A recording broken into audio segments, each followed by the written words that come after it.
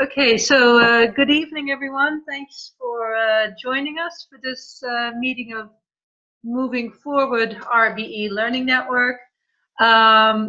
Today it's a sort of special sort of social meeting because we're going to be talking about the experiences and the presentations that went on yesterday in Frankfurt at the Z-day for the Zeitgeist movement. And of course, and I've also got some ideas about a few proposals or thoughts that I'd like to get some input from all of you on. But to begin with, why don't we just do a quick round of introduction? You can give your name and where you're from and what you do for RBE or with any other organization, anything you want to add with that. So shall we start with our newest member, Erica? Can you talk? I can talk, but I am surrounded by my kids. So, No problem. I'm just what I am focused on right now is outreach and specifically kind of guiding people to pledge to a resource-based economy and making those people visible. And so I'm spending a lot of time creating content, just handing out flyers, going to events, speaking, organizing documentaries and things like that, and just coordinating with some volunteers and things. Yeah, so that's kind of been my focus as of late. Okay, and your name is Erica, of course. Where are you right now? Are you in the States? Yes, I'm in Boise, Idaho. Okay, wonderful. Well, I'm really happy that you finally were able to hook up on this. I know you've been following us for a long time, so yeah. Looking forward to it. Let's see, Robert, you I think haven't been here before. No, it's my first time, so thank you, Charlotte, for inviting me. Yeah, I'm Robert Schramm. I am 57 years old. I have a son that's 27, and I had a career about 29 or 30 years in project coordination, in technical installations, utility, buildings, HV, AC, hospitals, and stuff like that. And when I turned 50, I took a time out, a few years, to reflect on life, and started writing and started studying alternative societal models, socio-economic models, because my experience told me that something wasn't particularly right. So, well, you know the story, I guess.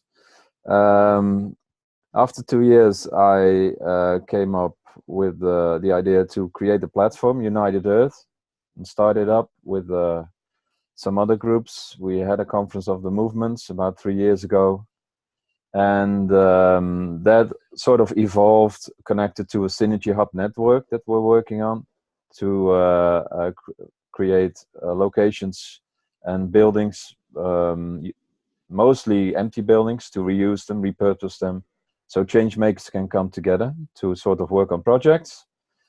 And the latest phase now is the World Summit, which is a follow-through, where we sort of left off with United Earth, more to the point, getting together 1,000 delegates next year in Iceland for a big summit. But we'll talk about it later. So that's me. Okay, thanks, Robert. Steve, why don't you tell something about yourself? I can't hear you. You got to turn. Shall I turn your mic on? Yeah, I could have done that. Okay, now? Okay, yeah. Yeah, okay. You know, the past 8-9 years, I've just been making videos for the movement, Zeitgeist movement, RBE, and doing some for the Money-Free Party now. And did one a month ago, and then I'm working on one that I should have out in the next week. I'm just going to do a quick history of the bankers in America in 8 minutes, to try to give a history of that. And yeah, that's just the most important thing that people know. And there's a lot of people not educated on that. Most of the people that watch my videos will probably already be educated on that, but we reach a few more here and there. So anyway, it's an interesting history, and that's what I'm working on right now. And that's enough said. Okay, great. Thanks, Steve. And Yeah. last but not least, David, can you tell us a little bit about yourself? Yeah, I'm a project risk analyst in the oil and gas industry, and I came across RBE when I met Jack Fresco's videos about a year ago, and I was impressed with how much I didn't know about all of this, and consider myself to be one of the millions of people who don't. And I'm concerned that there are many more people like me who don't know that. And what I tried to do this last year is to put a website together, or a database together, which counted people, allowed people to go in and just count. It was very unsuccessful, but it was, because it takes time to go through the process of doing that. But I haven't given up on that. I'm regenerating that into a much better website, very very slick, very easy to use, and basically it's a portal. So when people want to visit their friendly RBE source of information, they should go through this portal and get counted automatically. That's the kind of thing I'm talking about. And I believe maybe I spoke to you, Robert, or someone from the summit about this anyway. And I haven't done much over the past couple of months. But when I get away to Kazakhstan, I'll be able to have time to do that. So, but the point is, what I'm trying to satisfy in my own mind, and I'm hoping that this is the same for everybody. But I want to know, from the relatively tiny number of people in the world who know about RBE, and it's know that something's wrong in the world. Basically, the money-free party is my favorite ambit at the moment, and I'm trying like mad to promote Steve Saylor, who I think everyone should see his videos. And so what I'm trying to do is to build a database where we can see the spread, and to use an example of the Venus project. I've had several, kind of really serious arguments and conflicts with people in the Venus project, who seem not to be embracing other things that are going on in RBE. And it's my passion to know how many people in the Venus project and where they are, so that you can have seeds. If you've got one country, if out of Mongolia, who've only got one, well, that person can talk to someone else, and instantly you've got two, so you've doubled the people who know about that. Then you get four. In Canada,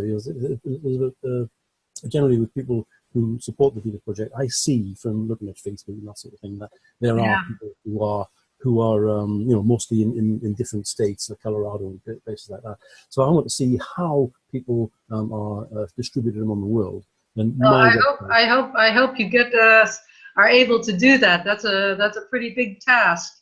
Yeah, well, I mean, again, I'll work with Robert on that, and some people from the summit. I think the summit is the most promising thing for that already. But I mean, if you can imagine, if everybody who knows about the Venus project goes to a portal and sees something else, sees Steve's videos, for instance, and sees about the summit, then they can just register their interest automatically by going through. And so I've actually got a domain called rbepulse.com, which I hope that kind of reading the pulse on that. It's nothing to do with me. It's to do with everybody. I would be quite happy if someone came along with the skills to the database and did it all. Yeah. I just know that it should be there. I know. I know exactly what you mean. Yeah. I think a lot of us are in that situation. Yeah. We love it that things are happening. We can't do it all ourselves, but we can just. Somebody's got to do it, right? Yeah. So that's my passion at the moment, and I feel sometimes that I'm Steve Saylor's kind of banner, holder, because I think his videos are fantastic. Everyone should see. You're his agent. It's so maddening to see that you've got like 200 views and likes and things. It should be 2 million. Anyway, so that's me. I should stop talking now. Okay. Well, thanks. It's great to know what you're up to these days, David. Okay, so we're here tonight for a social meeting which means it's a little bit more informal, but recently here we have been adapting a sort of new structure, and we have a short informal talk by somebody. Last time we had it with Jodian from the Money Free Party, who talked about the role of politics. And next month we're having Trevor, I've forgotten his last name, from the Aruvana project. He's going to be describing that. But tonight I thought this would be a great time to sort of bring people up to date on what happened at Z-day yesterday. And so I've written down a few things, and I want to share my screen with you. Let's see, so that you can get an idea of some of the things that we saw there, and yeah, that we were able to see. So as you can see here on the left, there were 9 speakers in total, and we didn't get there until about 4:30, so we only got to catch the well, the third speaker here, the end of his presentation. And that was, oops, wrong direction. That was Bert Simpel from the Zeitgeist movement.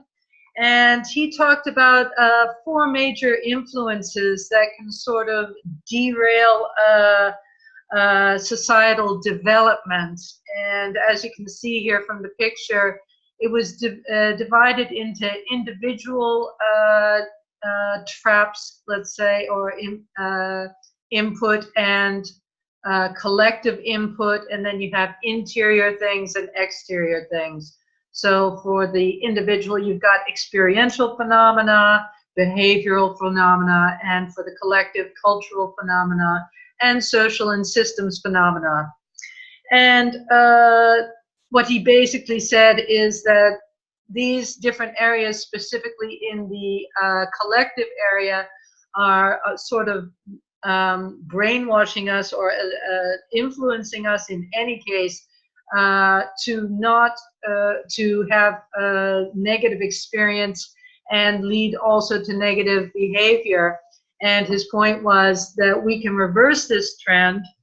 And what was especially hopeful about his presentation was his final message, which was basically that if we all unite together, we can use the our level of experience and behavior to influence the cultural and social area.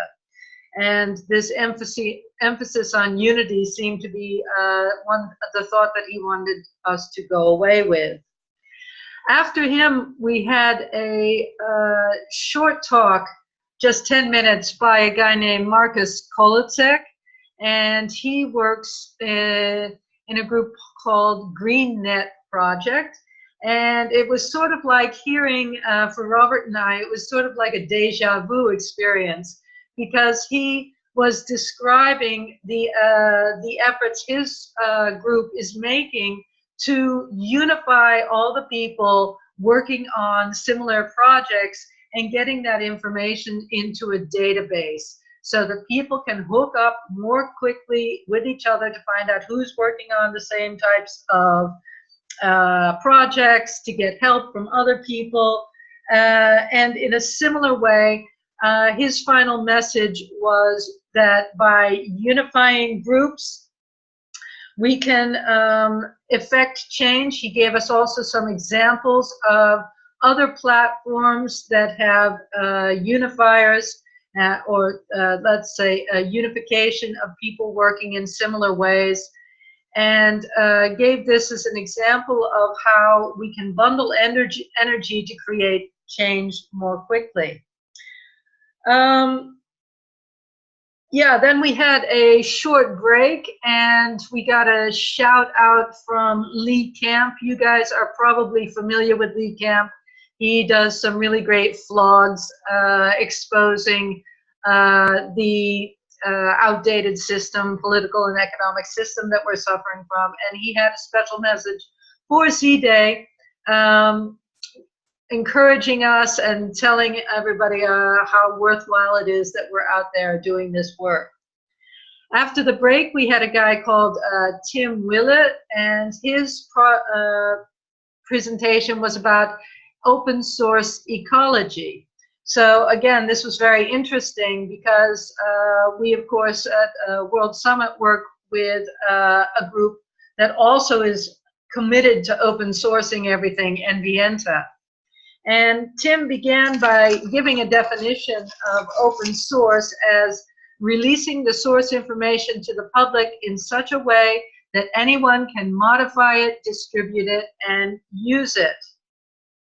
And one important thing that he said, so he basically said, if you have any information, any kind of plan, any kind of project, or anything that you want to share, open source it. And if you do this, he pointed out that it's very important to work with the correct open source license. He says the big problem we have nowadays in open sourcing things is that, of course, the powers that be and the companies that be, they want to get a private use of information, a private use of tools and machinery and stuff. So they put a patent on it and they put laws on it to restrict anybody else using that. So Tim told us that it's really important, if you want to open source things, that you use the right license. Now I did a bit of Googling and I found out there's a wide variety of different licenses you can use if you want to release something as open source. I believe the two licenses that he mentioned were the Common Development and Distribution License and the 3-clause BSD license. So the first one is very clear cut about exactly the terms that are related to the agreement, and that your property, your intellectual work or whatever that you're open sourcing remains open source. And the 3-clause BSD license reinforces this by insisting that the information about this license appear at the top of the information or of the plans project that is being shared, and that it has to be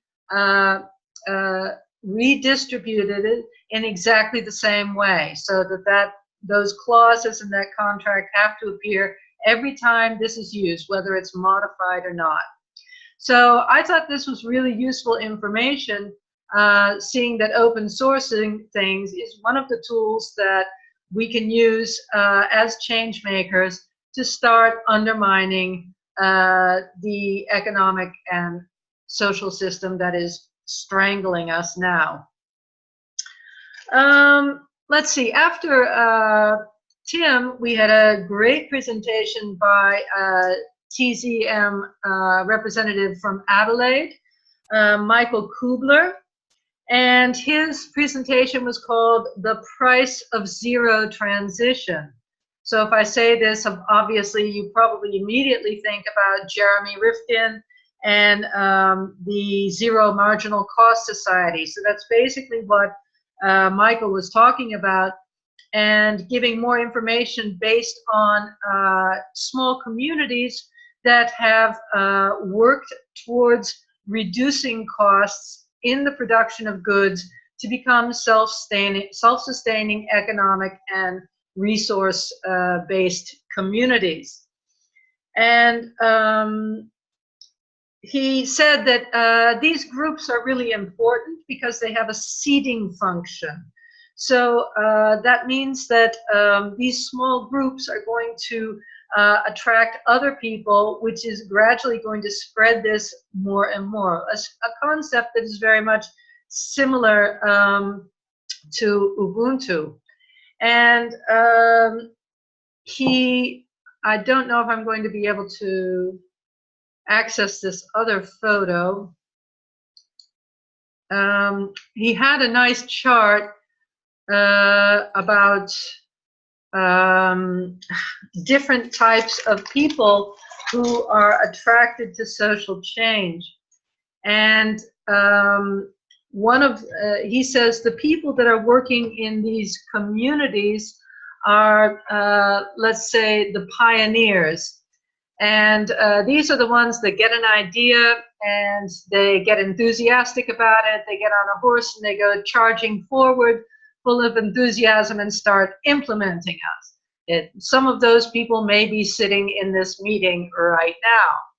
He said then there are also the people who, when they hear about what these people are doing, are equally enthused and they join into it. And those are the people who would join together in setting up this type of community. But the problem is, what he mentioned is, let's see if I'm looking for the photo for this chart, because it really really explains his idea very clearly. He says the problem is that between that seeding moment when you have the enthusiastic people and you have the enthusiastic people and the people who are enthused by them, you get to a sort of breaking point when people are not, you can't attract any more people. And he called this this juncture the chasm, and that's based on a book that he recommended. Almost there. My computer's a little bit slow, sorry. And then I've got to share this with you. There it is.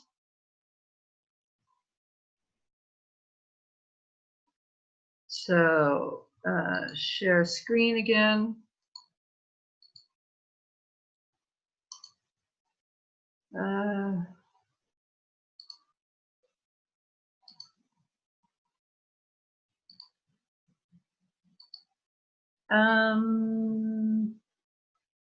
Yeah, screening is paused, stop share, and then share something new. Yeah, here. So you can see from this this picture that he has here the chasm, and this is when the innovators start up, and then you have the early adopters. But here you have that chasm. So that's that space where it feels like you're not going to be able to attract any more followers, anybody else getting onto it. And he says there are only the best way about these seeding communities is that people are going to see that the communities are able to provide for their own goods, and they don't have any costs, and this is going to appeal to them on a pragmatic basis.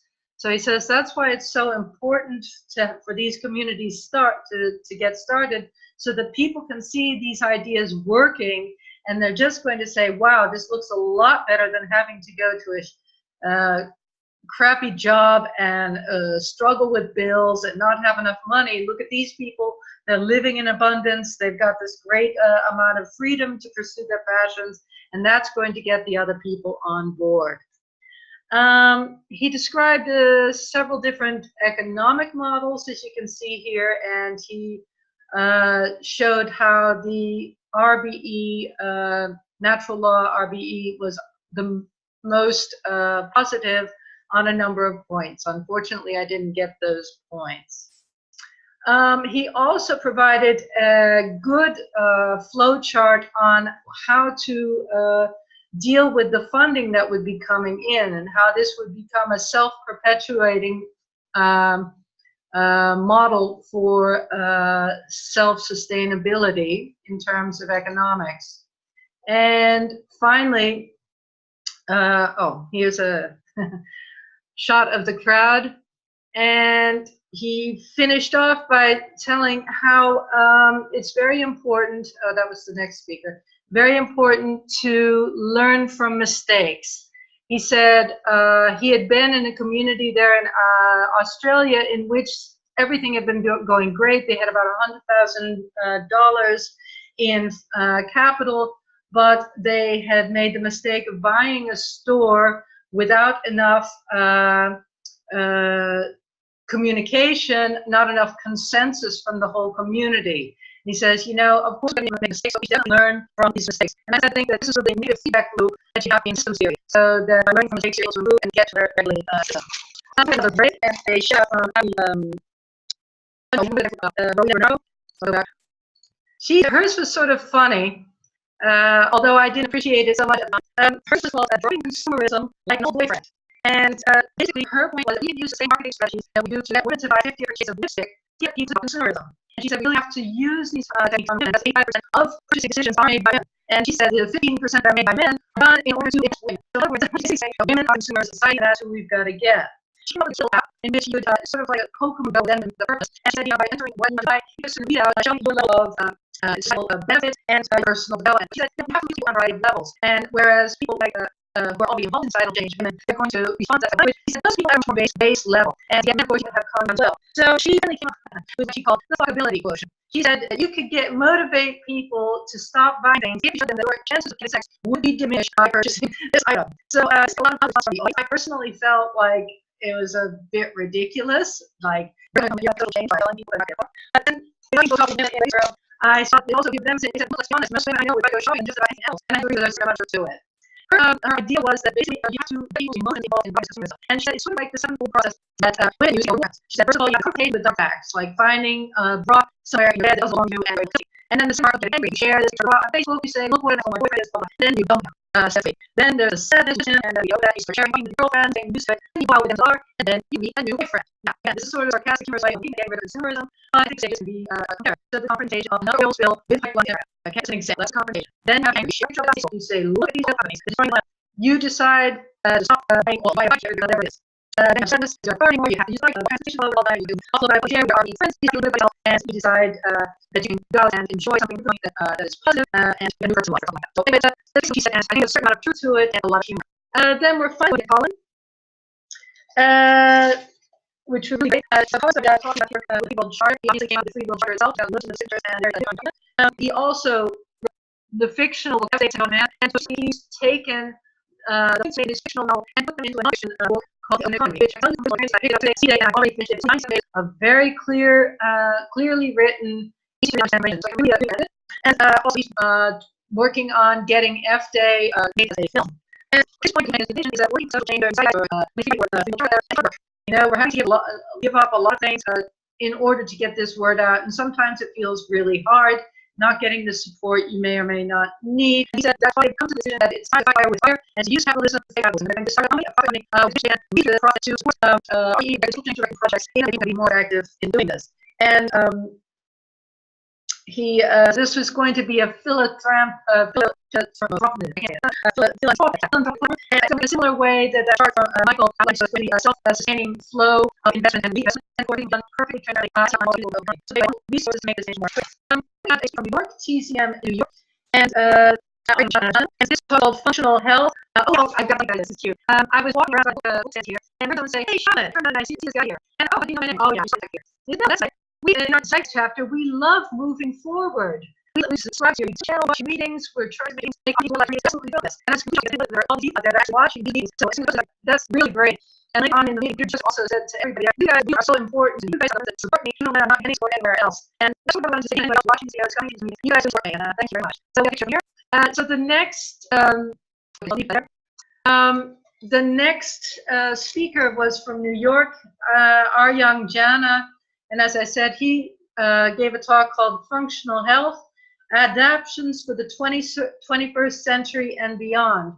And he's a personal trainer as well as a TZM supporter and organizer.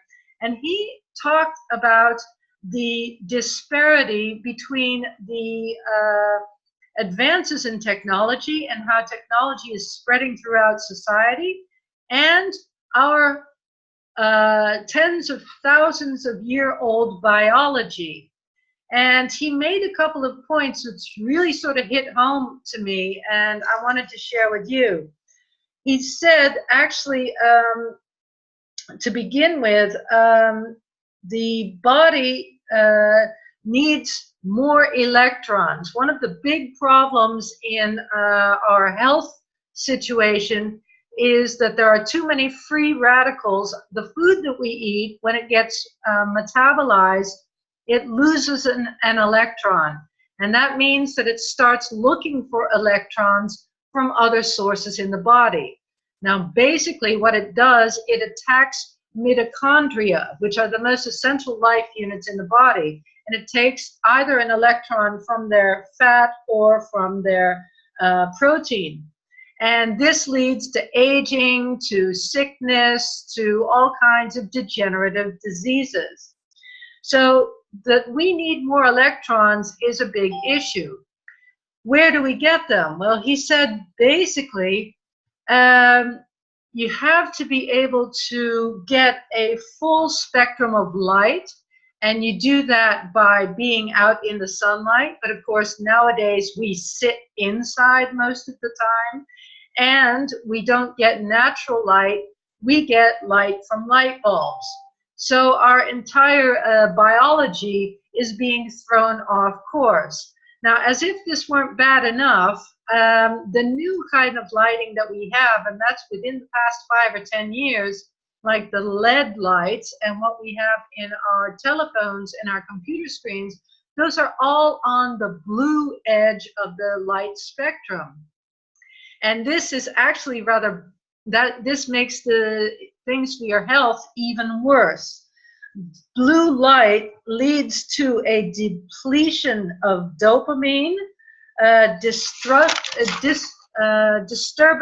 of the melatonin, which is essential for your sleep. Dopamine is essential for your happiness, and also creates leptin resistance, which adds to obesity.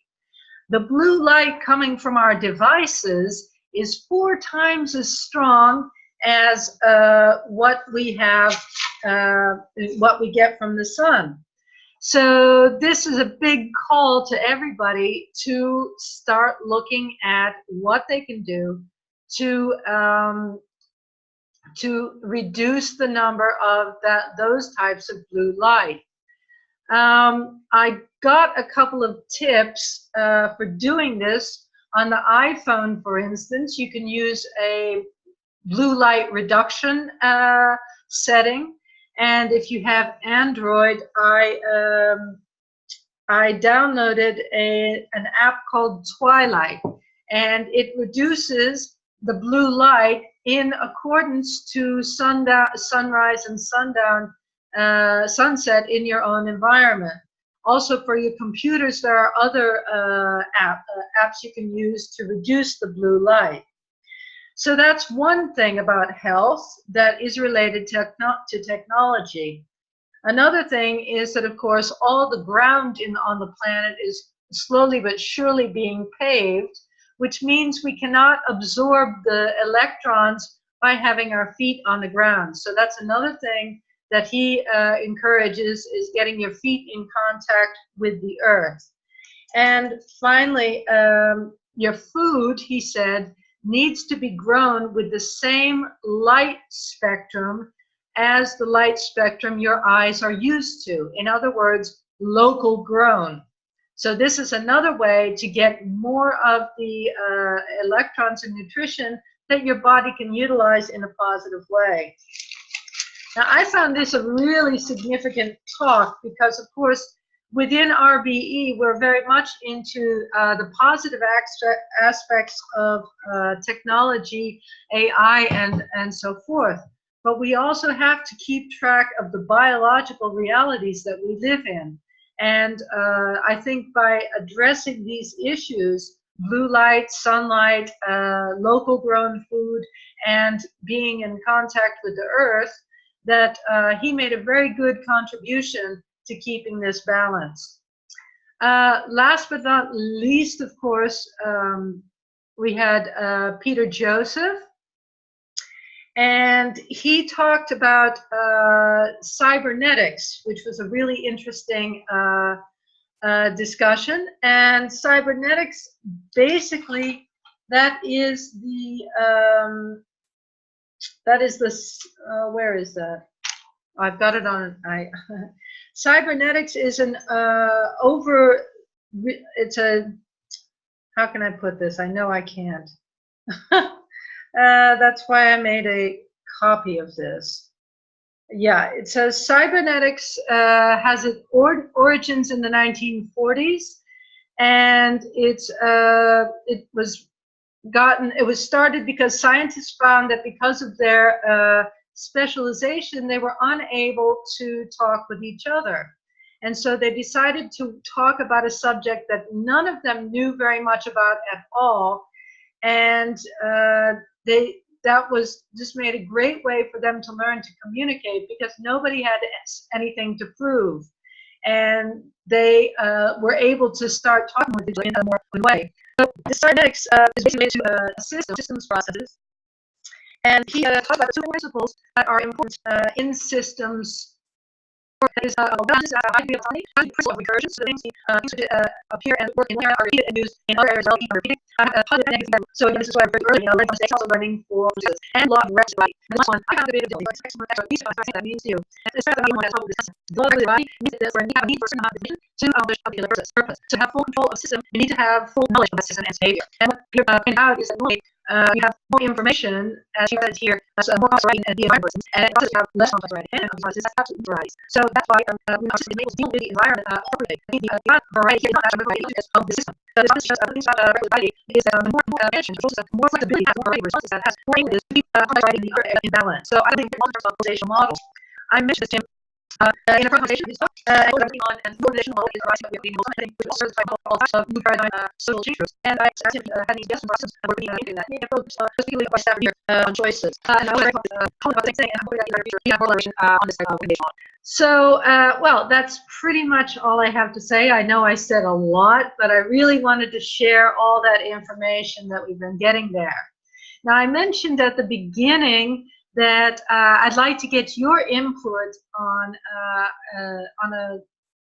a thesis or a proposal that I have in mind.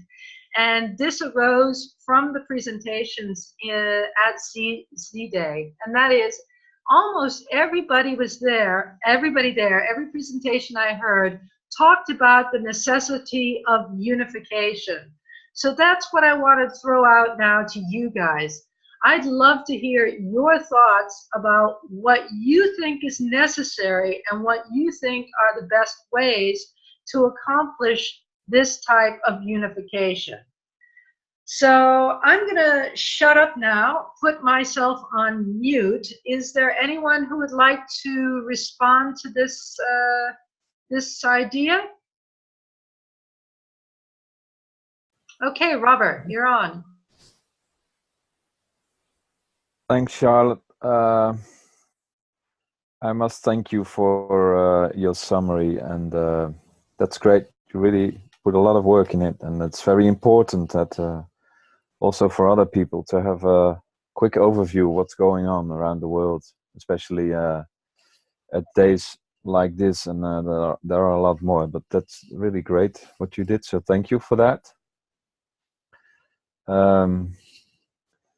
Yeah, it's a very good question, right? Because I sensed, well, we were there, and when you're in a room with other people, you talk to them, then you get a more sense of what's going on and the vibes, and in general, it felt to me like that the zeitgeist that we've been talking about, and from the first zeitgeist movies and the RBE themes from 2007, I think, that now really this time spirit, because that's the translation of the zeitgeist, right?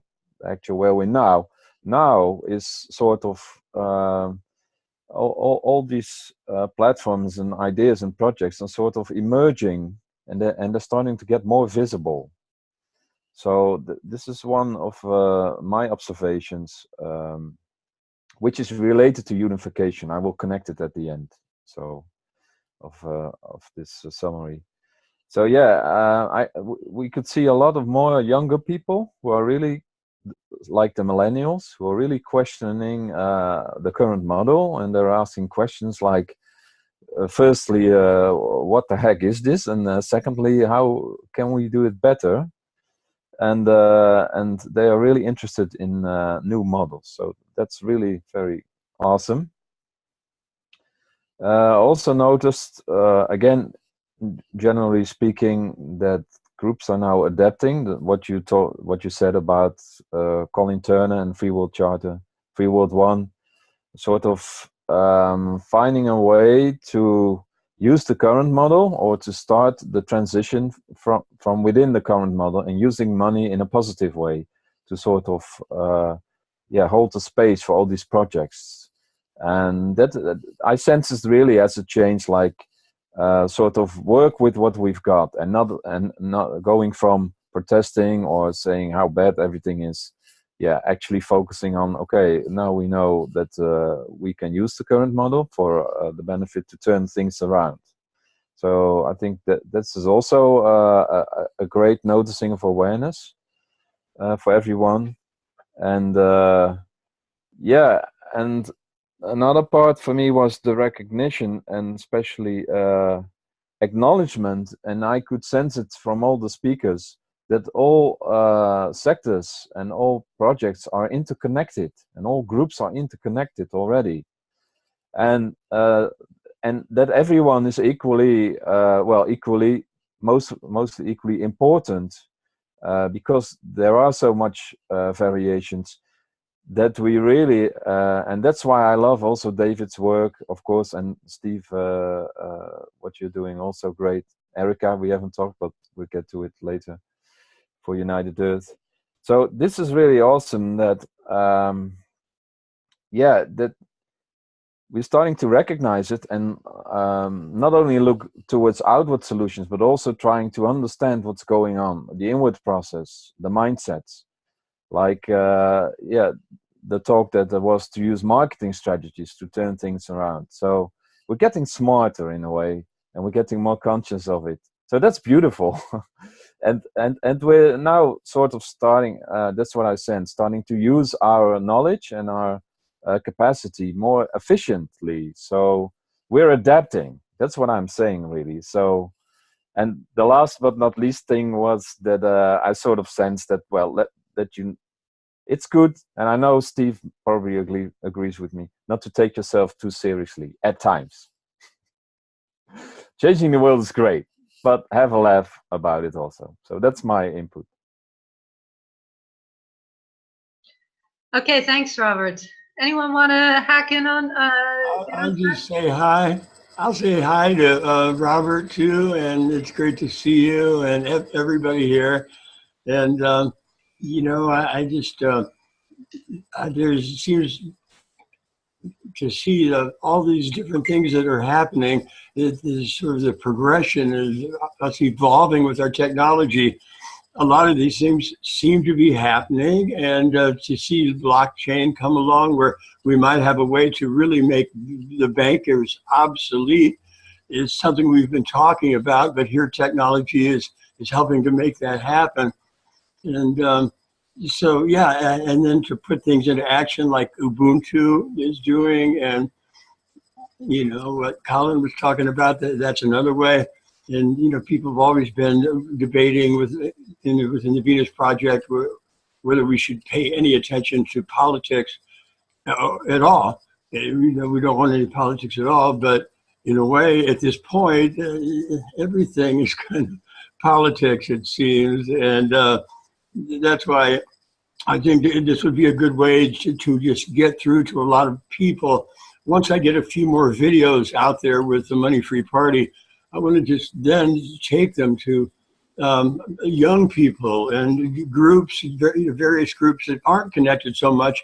But, you know, we're talking about getting rid of student debt and all debt. There's this fictional money system. Man, that's going to appeal to a lot of people. So I think at some point we can grow exponentially like this. But yeah, I see things growing in 3 or 4 different ways that we've just been talking about. And it's hard to figure out how to make everybody come together with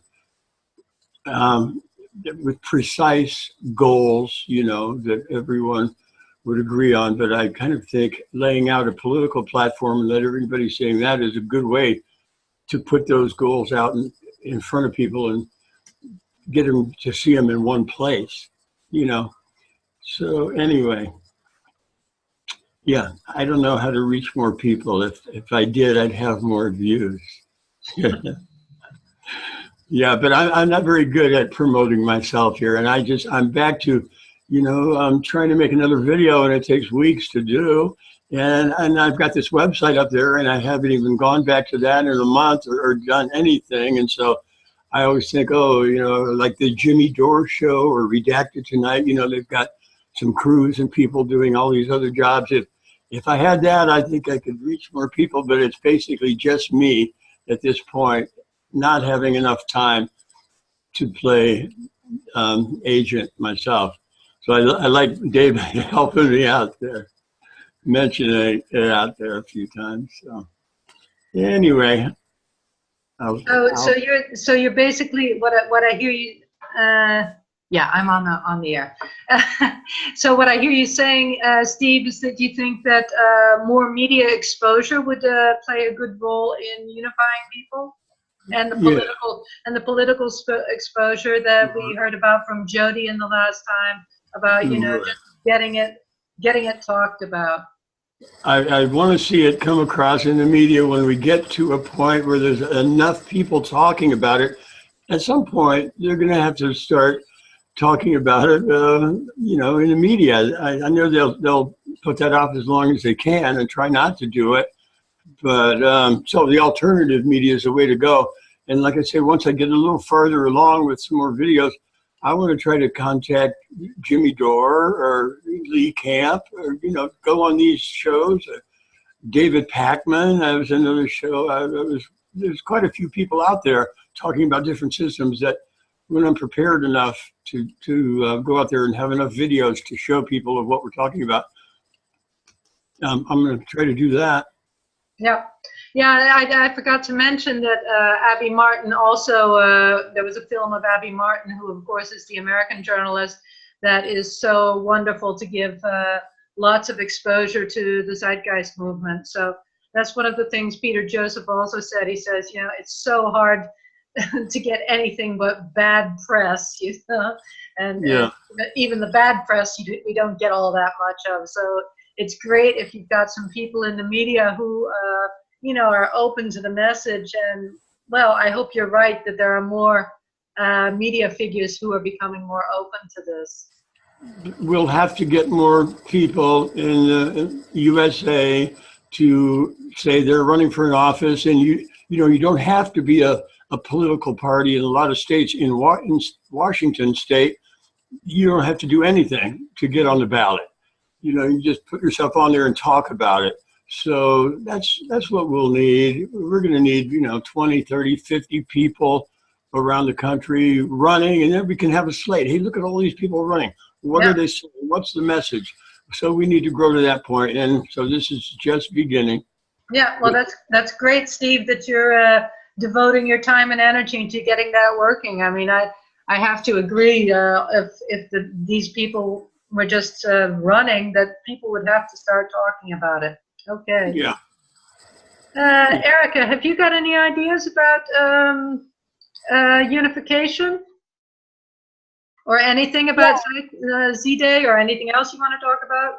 Sure, just like maybe on the general theme of unification, I kind of see like through the general label of resource-based economy, I think we could get more unification, just because then we can see people from the Venus Project and Zeitgeist working together for outreach, just creating general content about RBE. So I'd like to see maybe kind of, I did already do like the easy work, which is just like create a Facebook group, and did some of the graphics for it to like kind of show the vision of it, but just like a place where people can come. We had this for United Earth, which is like, it doesn't matter which organization, let's just create inspiring educational content.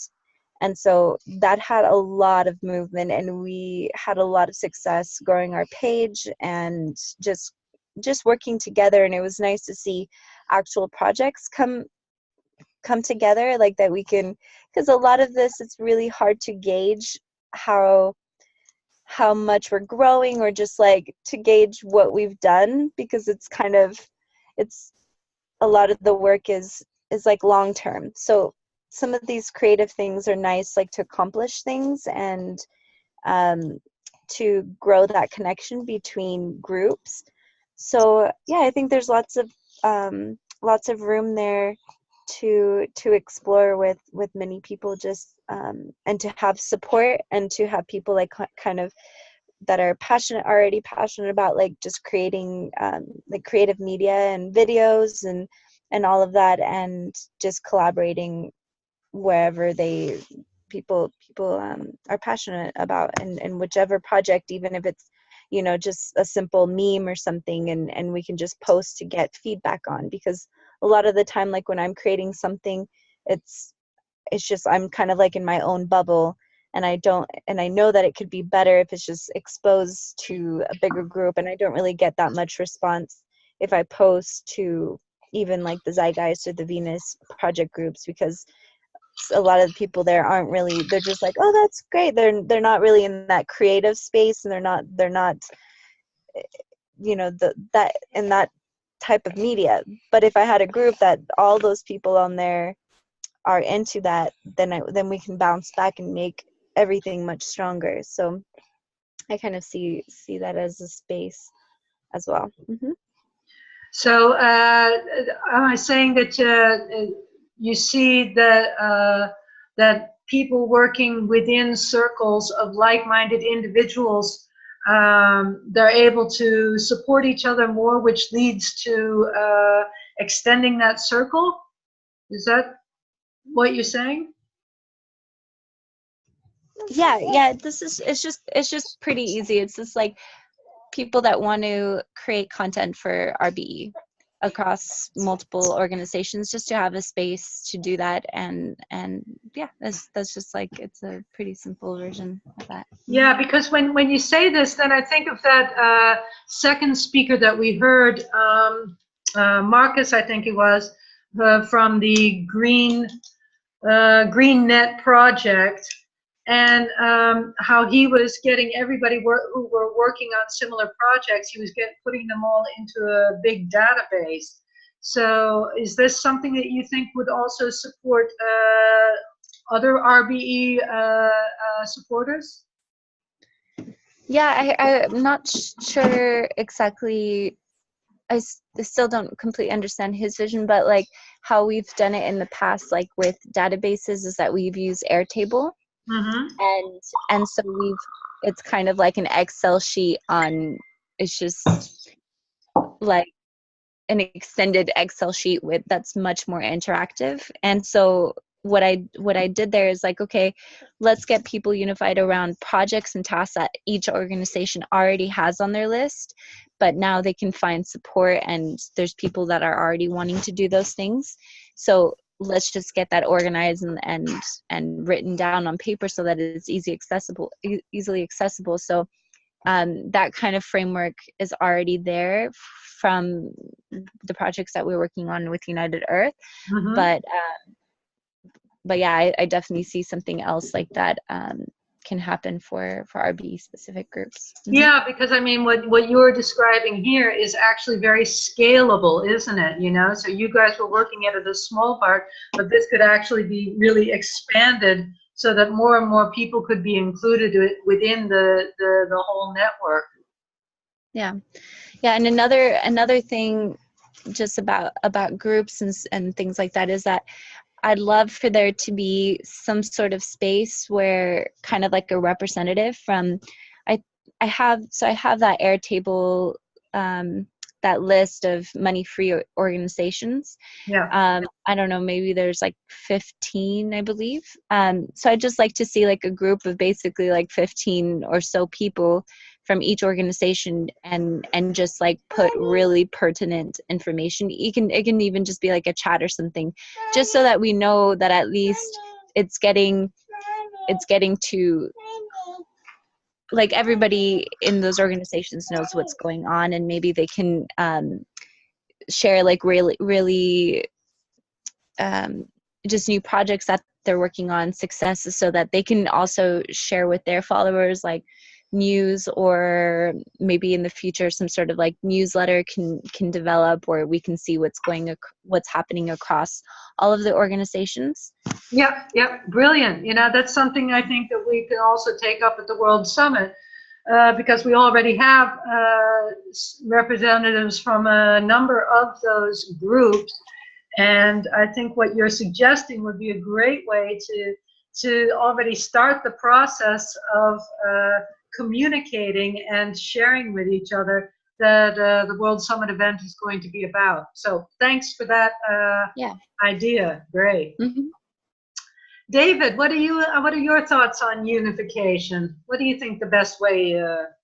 What I'd like to say that from my point of view, unification certainly doesn't mean that one body has got to absorb everything and be a focal point. In fact, it's quite the opposite. It's really that unification means that one body who does what they do, another body does what they do, and they each have a link to what the other is doing. Like what Erica said, I mean, you know, if you have actually take Travis Grant from our Havana project, for instance, he and I have spoken quite a lot about this, and he has a page on his website which just simply references a page on my website, on the one that kind of failed, you know, the one that's still in development.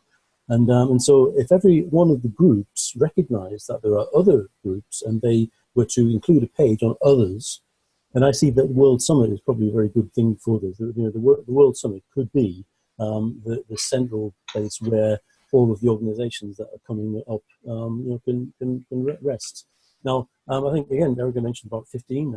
In my research, I've started with 4 or 5 different organizations, and now it's more like 50. It's much more than that, in fact. Could you speak a little bit louder? Oh. I can't hear you that well. Yeah, is that better? Just close to the microphone. Much better, thanks. Yeah, and so what we have, there are lots of smaller groups that are coming up, and they need a space as well. You know, not, I mean, maybe the Venus Project and the Zeitgeist movement are, you know, have a bigger space, but the main thing is that everybody knows what is going on, and so they have a choice to visit each of these other RBE kind of fringe locations. And so the unification means everybody knowing about each other and not necessarily one thing taking over. I know that one conversation I had with someone from the Venus Project, she said that, I don't understand why all of these fringe groups are coming up. Why don't they just join the Venus Project as the source, you know, which to me is kind of, it's kind of crazy, because the Venus Project cannot do everything. Like Ubuntu is doing some marvelous things, and the Money Free Party is you know, doing marvelous things as well. And I've been working with Jordan on the Money Free Party in the UK, and like what Steve said, what we're doing there is we're forcing the politicians, the other parties, to talk about exactly the sort of stuff that you find in Steve's videos. And someone like Scott Andrew is a master of this. You know, again, maybe Scott Andrew is not the cleverest person or the most you know, I said to Julian actually that you know, put me in an argument against Jeremy Corbyn or you know, Margaret Thatcher, if you go back with it, and I would be crucified. And he told me off. He said, no, you wouldn't, because what you do is you come back to basic issues and talk about it. So the main thing is to use the Money Free Party is to get people on different platforms that force the people at the moment who are not talking about it to talk about it, and that's it. That's how you'll get message out to people. And then of course it's somewhere along the line you can say the World Summit or the Zeitgeist movement, or, you know, whatever it is, RBE Pulse. You know, maybe my website can be part of what you know, the part of the World Summit. You know, I just, the RBE Pulse is something that people can go to, and that could be a centralized part. But unification doesn't mean that, you know, there's one source and everybody merges into one source. And I think that's what I originally thought that the World Summit was about. But I realized that's not. The World Summit is something that gets other organizations who are doing their thing to come together and represent themselves with real estate on the World Summit's website. So that's what I've got. I mean, I think the money-free party is something that can grow exponentially. Because what you need is one party in a certain country. You need one party in every country, all 250 odd countries, and then from there you have a party which grows into other people. So the idea is to get the conversation on the table at the mainstream events, and I think once you do that, it grows exponentially. And the nice thing about that is that it's not just growing the money-free party. What it's doing is leading the World Summit, the Zeitgeist movement, to the Venus Project, everywhere. And so people become aware that there's lots to read. I mean, one thing with the Venus Project, if you go into the Venus Project website, you find humongous amounts of things to read. And they actually, it's been said to me, I've become very frustrated with conversations I've had with Venus Project in particular, because I see that things aren't moving ahead. And I don't see how they can move ahead because there's no plan. So I seem, I'm sure I seem to be kind of like a trolly, disruptive person on the conversations in the Facebook, arena, which is not the case. I'm just frustrated. I want things to move ahead, and I want the Venus Project to use their muscle. They must have maybe 1 million, 2 million people in the world.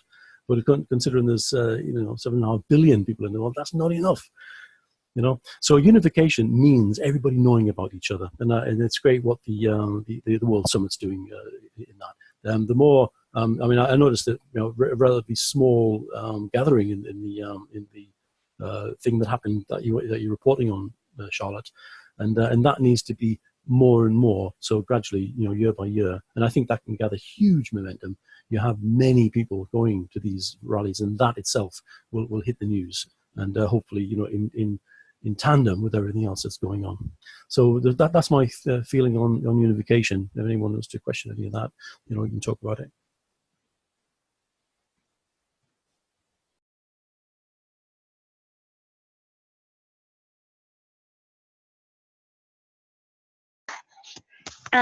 Yeah, so I just wanted to kind of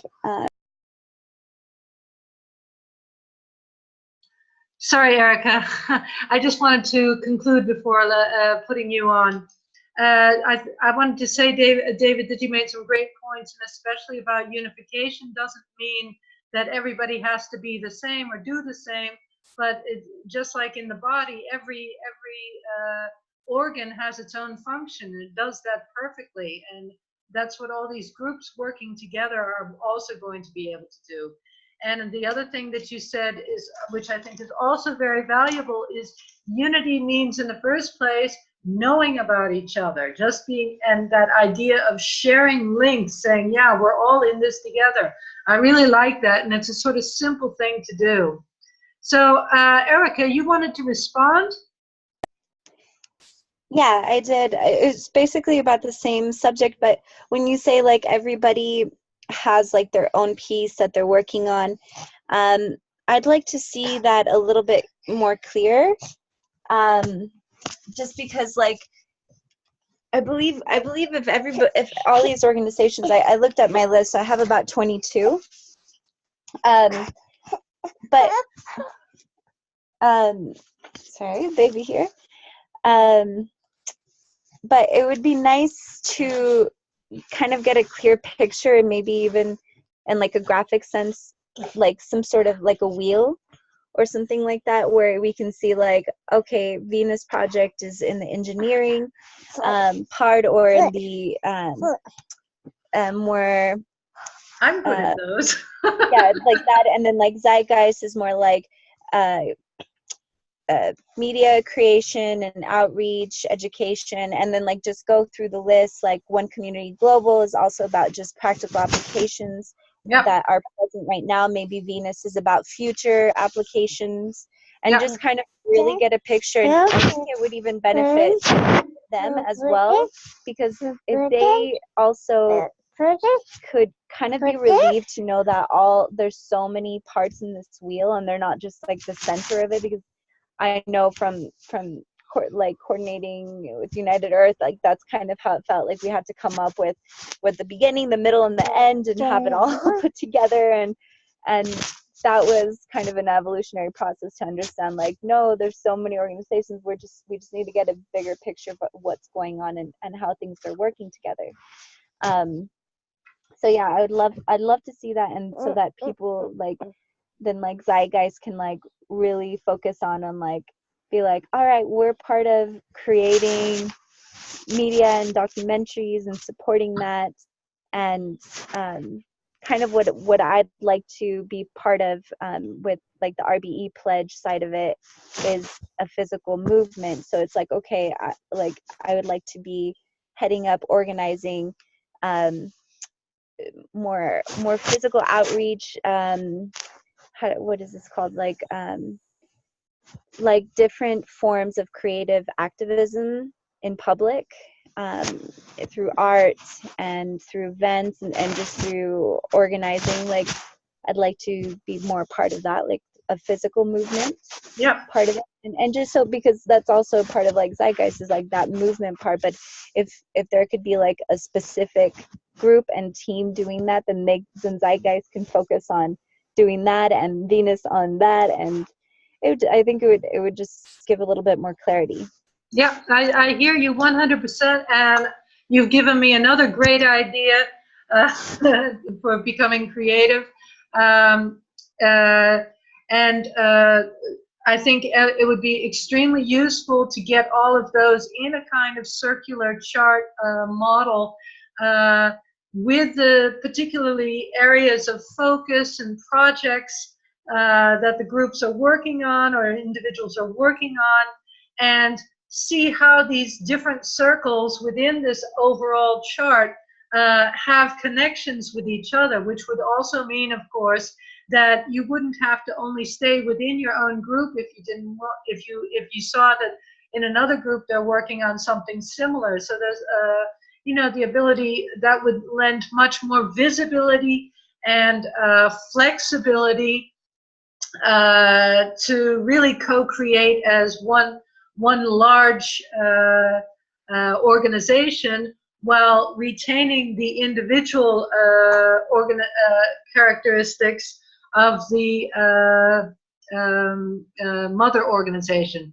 Yeah, I see David Winter mentioned Nicole and the transition. I indeed I made a beginning in the transition, but because of my work in the World Summit, I just don't have the time to spend as much time there as I would like. Maybe you could give us a little bit of information that you think would be relevant about that.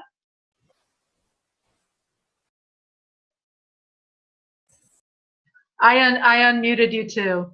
Okay. Yeah, you got me. Yeah, the transition is something that as I encountered different RB kind of organizations or in my investigations, I was overwhelmed by each one that I found, and what Nicole's doing on the transition is getting together.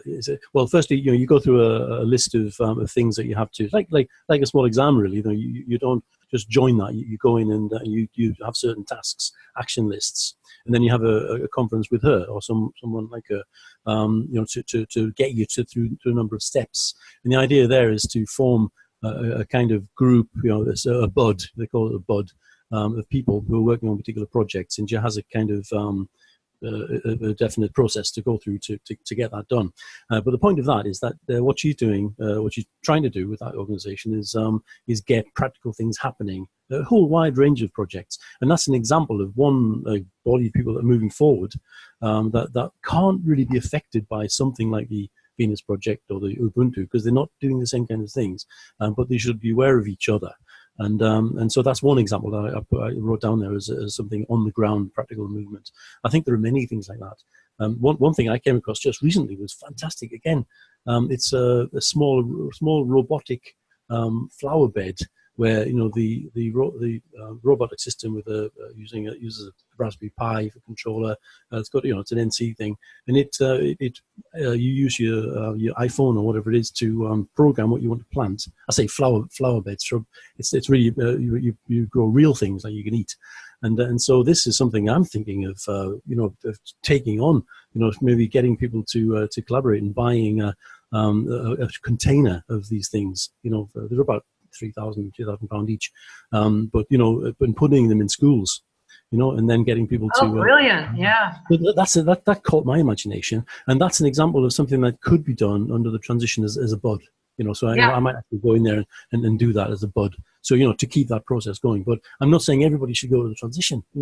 Everyone should just do what they see around them to make things better and be aware of everything else. Yes, that's one example. Now, Travis Grant of the Auravana project, he on his site, there's an excellent, as I mentioned, there was one page that he dedicated to me and what I was doing, but there's an excellent rundown of all of the organizations that he knows about. And I think we would do well by, following his example with that. I don't know whether we know about that yet, but if you go to Travis Grant's, www.auravana.com, you can see there. It's a spreadsheet. It's kind of dry spreadsheet, but it says what organizations there are, what they're focusing on, and key things. Puts what I did in my little website, to shame. But that's the kind of thing that we can learn from each other, because he's happy for you to plagiarize his site. I know. As we all are. Yeah, open source. Yeah, he's coming next month to do a social talk with us. So I'll be looking forward to hearing more about him. Robert, would you like to contribute something? Yeah, thank you. Thanks, David. That's and Erica also.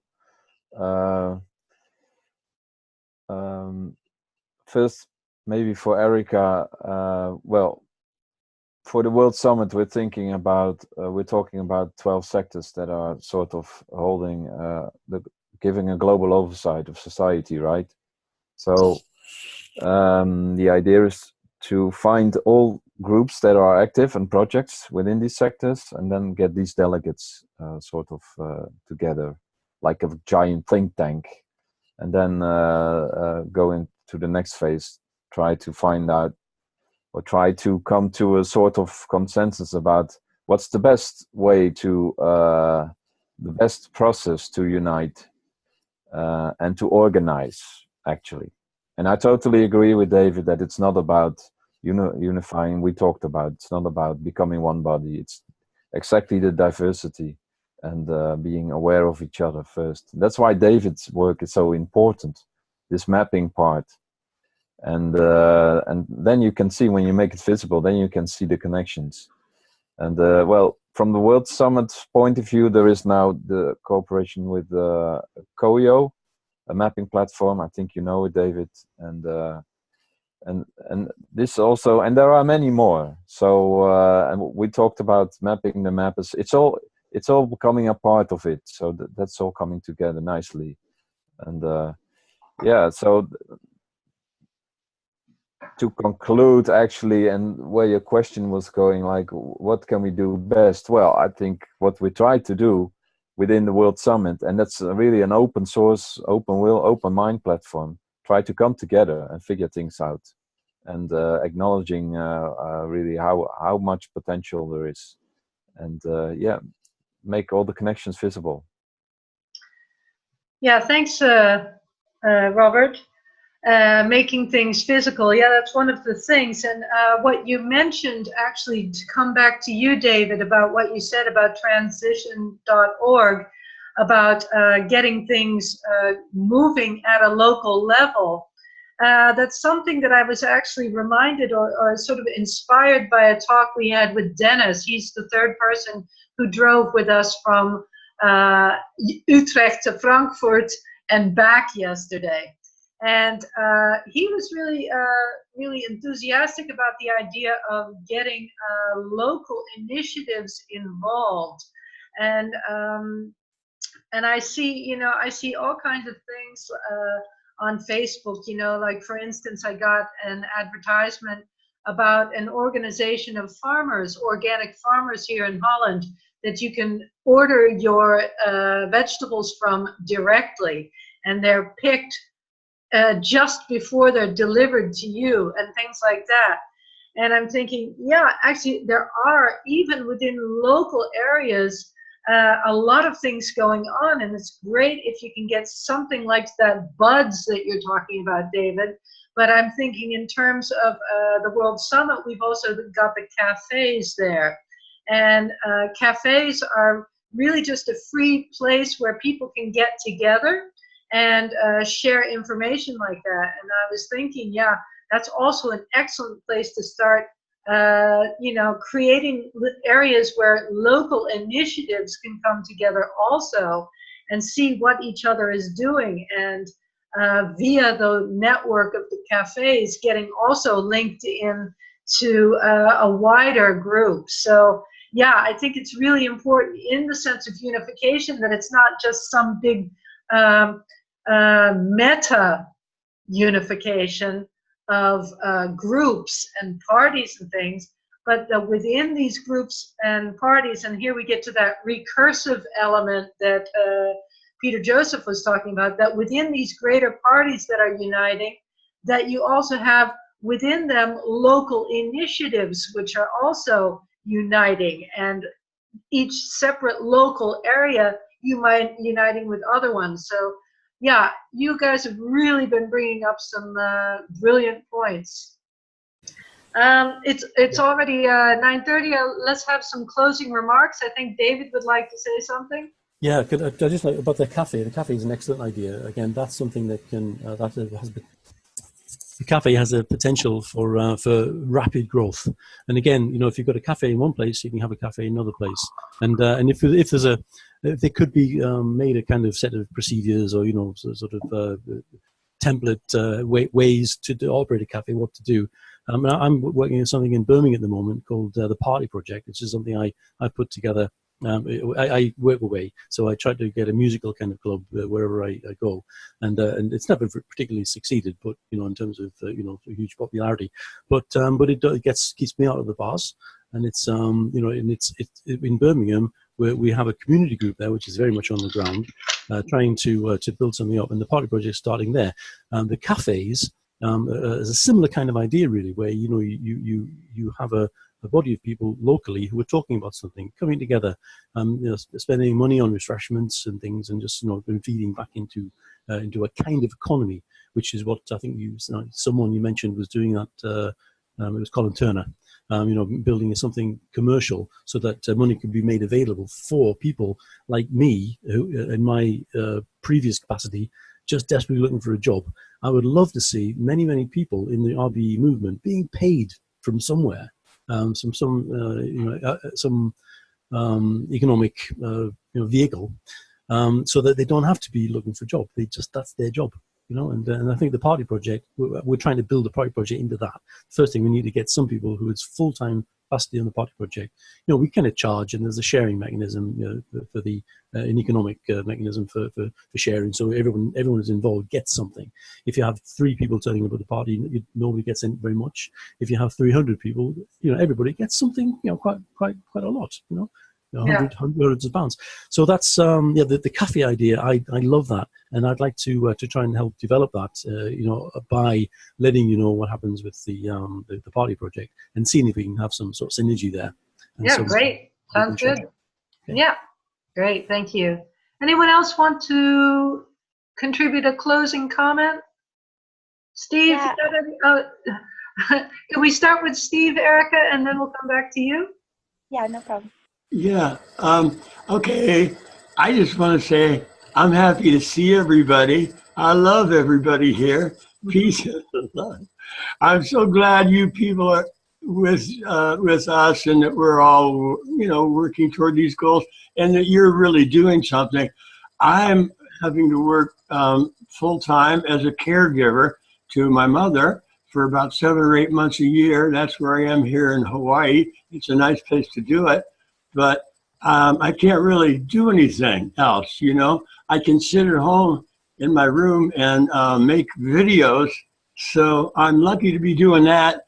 I would like to be running for an office here if I'm home in Colorado 4 or 5 months a year. So since I'm back and forth living in two places, I can't run for governor or mayor or anything. I would just like to run for anything just to be talking about this. But so I'm not doing much right now, but just hearing what everybody else is doing. I'm so glad got friends like this. Yeah, and you're Yeah. making all those videos, Steve, and you're making connections. Do not underestimate the power of connection. Yeah, yeah. Well, I'll keep at it and look for another one next week. And Okay. I've got about 3 more I'm going to do in the next month, and I know I've already shot, and I just have to edit them. Okay. And so I'll keep making them, and yeah, good to see everyone. Great. Thanks. Erica, what did you want to say? Yeah, so kind of just in general is what I'd love to see happen that feels like really good intuitively is like for a shift within the organizations to start supporting and backing more of the idea than an organization, because I think it's more it's just a safer bet to bet on an entire idea, because that will always stay with us. It's like when I heard about RBE, like it was already inside me, you know, like it just felt right to me. But when you get into more of the specific organizations and things, like things can get complicated, the dynamics, and if you're just putting in all of it and you're just like, it just becomes part of your persona and like things just an organization, you know, I think we can just do that kind of naturally. But like I said, with content creation, just having people come together and just hearing more about RBE than Venus Project or Zeitgeist. So yeah, that's my only like closing remark is, yeah, go RBE and let's make a better world. And thank you so much for everybody coming together here, and I'll see you online. Yeah, I wish we could see Erica. Erica, hi. I haven't seen you in a while. Do you not have a camera working? Erica, not have a camera? There you are. Okay. I can't. I couldn't hear. Oh, I was muted. I said, yeah, I'm here. I have a camera, but baby's here, so she's all over my face and all over the computer, so it's easier to turn it off. Mm-hmm. I got it. It's good to see you again. Yeah. All right. All right. Yeah, look at the baby. I've got some children's songs, by the way. Davis heard them. We've heard them. Mm-hmm. Yeah. Over here, you're a fan. All right.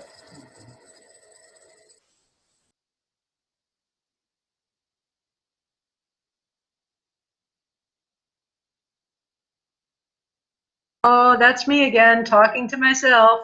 You got any closing remarks, Robert? Well, thanks again for inviting. It's great to talk to you guys and see you. And it's funny because I think we've been chatting a couple of years now, and I don't even recall that we were in a meeting together. So really love it. So it seems the time was right now, and yeah, it feels very comfortable, and it gives a lot of trust and confidence. So I'm very happy with it. To have beautiful friends like this. Can't add anything much more. And yes, of course, RBE eventually will get there. And that's the thing. And I can relate to it, Erica, your thoughts. But there are so many other good solutions and ideas. And eventually it will wind up probably in RBE.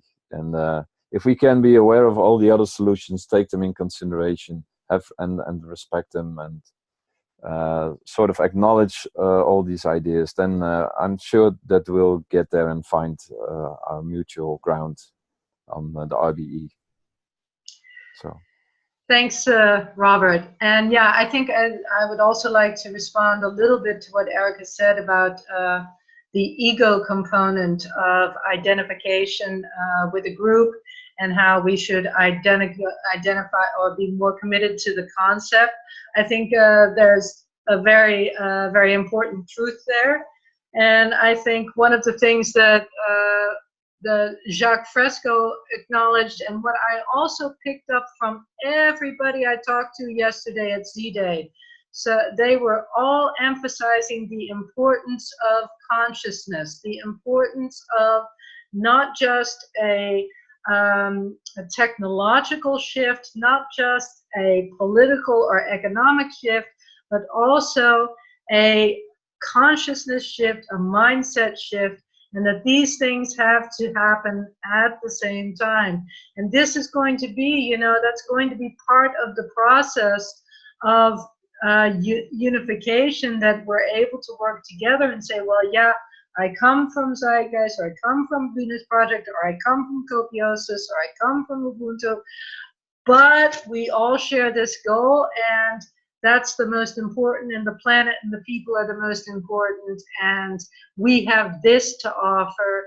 And I think that's going to be the biggest contribution that all of us working in this time together can do, is to make those steps in consciousness, leaving behind those old ideas of it has to be me and my way, but it's us and our way. I think that's the biggest contribution we'll be able to make. I want to thank you all for being here. All of you who are going to be watching this later, thanks for being with us. Hope to see you again online sometime. And hope to see you in 2 weeks when Lee Welsh is going to be coming from Ubuntu and talking to us about this one small town idea. Okay, guys, see you later. Bye-bye. Thanks, guys. Bye-bye. Bye-bye. Bye. Bye.